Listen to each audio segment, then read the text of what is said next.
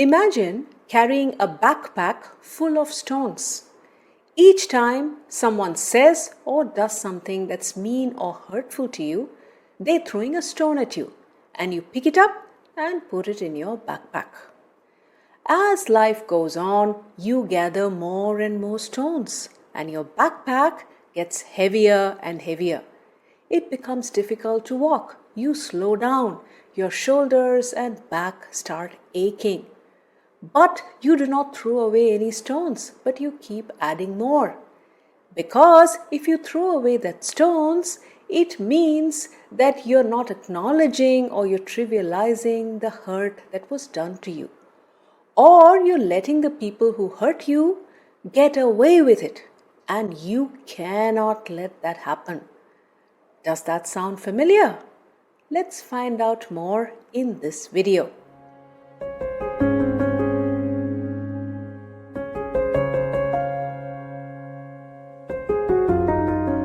Holding on to anger, hurt, and resentment is like carrying that heavy backpack with so many stones. Forgiveness is how we can take off that backpack and feel lighter, both emotionally and physically. Forgiving someone does not mean that what they did was not wrong or did not hurt you badly. If that were the case, then no forgiveness would be necessary at all.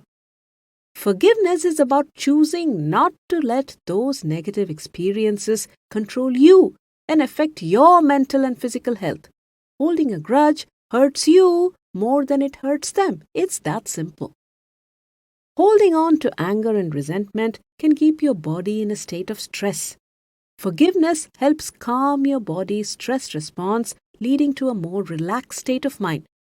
Forgiving others more can also lead to lower levels of anxiety, depression, and fewer mental health disorders. People who are more forgiving experience higher levels of happiness and life satisfaction and higher self-esteem. Forgiving and seeking forgiveness can also repair and strengthen relationships. It builds trust, empathy, and understanding, making the relationship bonding deeper and more resilient. Forgiveness can be a powerful tool for coping with adversity. It encourages resilience and the ability to navigate through tough times without being weighed down by past hurts. Research suggests that forgiveness is good for your heart, literally. People who forgive tend to have lower blood pressure and a reduced risk of heart disease. Beyond just the heart, overall physical health can also improve significantly with forgiveness. People who forgive report fewer health problems and lower pain levels overall. It's as if their body is thanking them for letting go of all that stress and negative emotions. And all this improved health may even help you live longer. Forgiveness is correlated with a longer lifespan.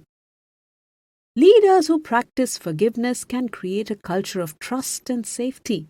When team members know that mistakes are seen as opportunities for growth rather than reasons for punishment, they are more likely to innovate, take risks, and collaborate effectively. Research suggests that such workplaces have higher productivity and job satisfaction, as well as higher levels of employee engagement, loyalty, and retention. Here are 3 simple ways to make forgiveness easier and habitual. First, express yourself. The path to forgiveness often begins by expressing how you feel. Directly confronting the person who wronged you usually does not work. Most people will justify their actions and it may not seem so wrong to them.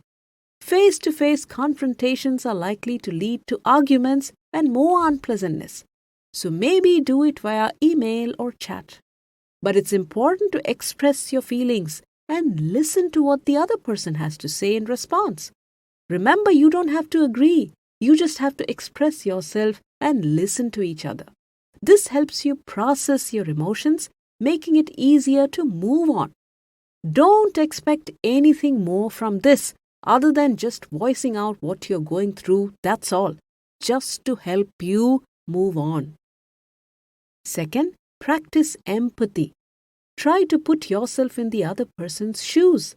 Understanding their perspective or the reasons behind their actions can make it easier for you to forgive.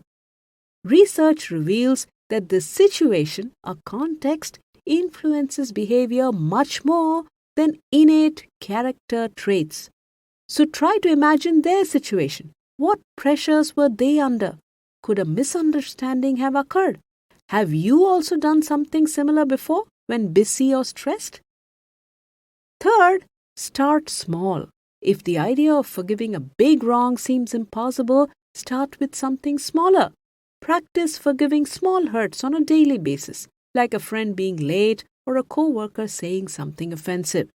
These small acts of forgiveness train your brain, making the habit more ingrained and easier to apply to bigger issues later.